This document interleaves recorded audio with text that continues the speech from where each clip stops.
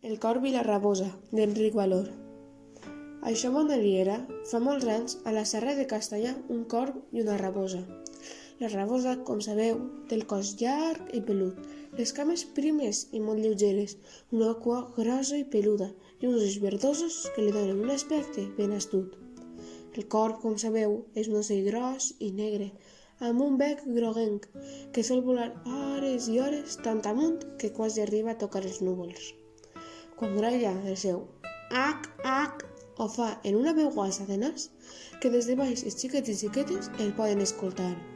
Si la rabosa és llesta i astuta, el corb és una mica enficós, tant que ara vos contaré el que li va passar un bon dia. Mireu, volant, des de la serra de Castellà va travessar els barrancs del coll, va arribar a Menilloba i va volar per damunt de la serrella travessant l'Aitana i quan va veure la mar, seguí volant fins a plegar a l'illa de Mallorca. Allí va anar a la botiga d'una dona velleta, amb la cara arrugada de tants anys com tenia. Li comprà un formatge per portar-li a la corba i els corbatons. Quan ja tenia el formatge comprat, s'enlairà de nou i volant va creuar la mar, les serres d'Aitana i la serrella, fins a arribar de nou a Castalla. Durant el viatge va portar el formatge ben agafat al bec, però va parar a descansar a la branca d'un arbre i la rabosa que el va veure li va dir «D'on vens, corb?» El corb, que era ben educat i li tenia estima a la rabosa, li va dir «De Mallorca!» Però sabeu què va passar? Doncs que va obrir tant el bec que el formatge li va caure. La rabosa ràpidament l'agafà i corrent desaparegué amb el formatge.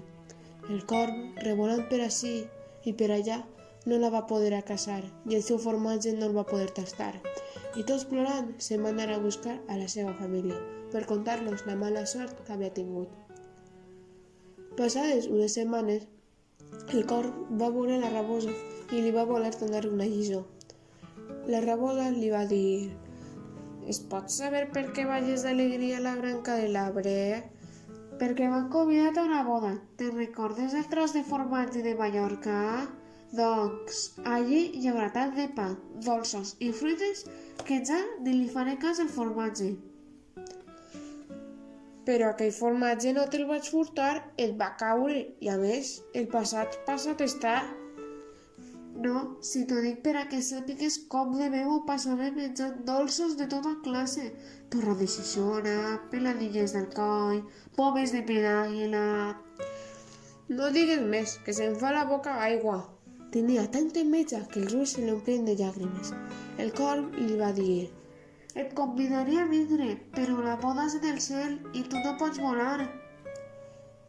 «I tu no podries portar a la teua esquena?»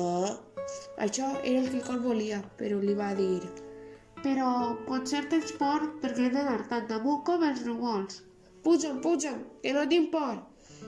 I d'un bot li puja a l'esquena i cap amunt que van començar a volar el corb amb la rabosa agafada del seu coll. El corb tenia tanta força a les ales que pujà més amunt dels núvols i des de dalt ja no es veien ni els pobles ni les muntanyes. Només es veia una bola tan avall que esgarrifava. «Ja arribem?» pregunta la rabosa. «No, encara no, però m'estàs apretant tant del coll que no puc respirar. Per què no et soltes un poc?» li va dir el corb.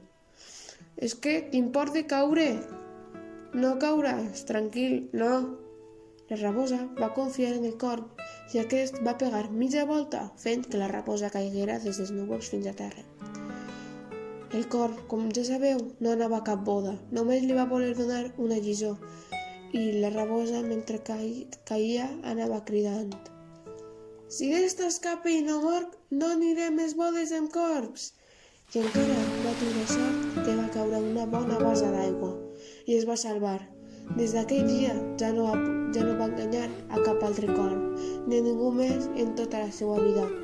Catacric, catacrac, la rondalla s'ha acabat i si t'ha agradat un aplaudiment m'has de regalar.